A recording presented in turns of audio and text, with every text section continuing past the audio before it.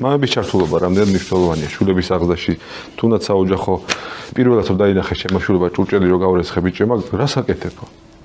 გაუკვირდათ, ეხლა აღარ უკვირდ. უნდა უკვირდეთ შვილებს ეგეთი რაღაცები, რომ მამაც უნდა იყოს ჩართული ამ ყოველდღიურობაში. რაღაცები, ნუ რაღაცა აი კაცის საქმე, ქალის საქმე, რა მგონია.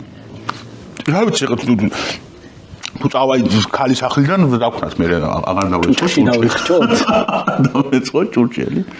არ არსებობს ეგეთი რამე იმის საქმე, ამის საქმე. პირიქით მე მგონია რომ პატივისცემა რაღაცა დოზით ერთმანეთის.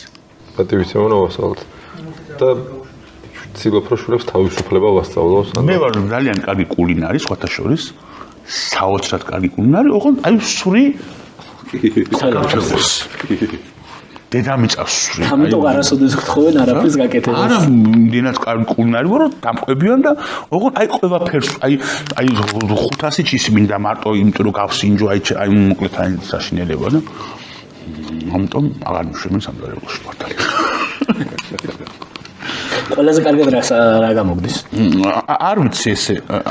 მე არას არ ვაკეთებ აღიარებულ კერძებს, ანუ აი რაღაცა რეცეპტი წერია, ეგეთ არ ვაკეთებ. აი რაღაცას ვიგონებ და მეორედ აღარ ვაკეთებ. ოღონდ არასდროს ცხოვრებაში იმას რასაც ვაკეთებ რა. აი იმ წამს მაინტერესებს. ერთჯერადი.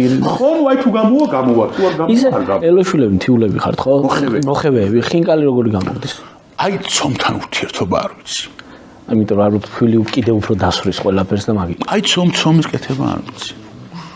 აი რაღაცების ასწავლით. მამა ჩემი აკეთებს, აი ხინკალს ხოთაშობს ძალიან. ანუ მოხევები მაგარხინო ჩვენ ყავს მეგობარი ელოშვილი და ეგეც ამბობს რომ რაღაცნაირს პეტერებს და რაღაცნაირებს. და უჯიშოს. აი ცივიც ოჭმევა. მოხევების ხინკალი იმით გამოირჩევა, ცივიც იჭმევა. აჰა, ეგ არ ვიცოდი.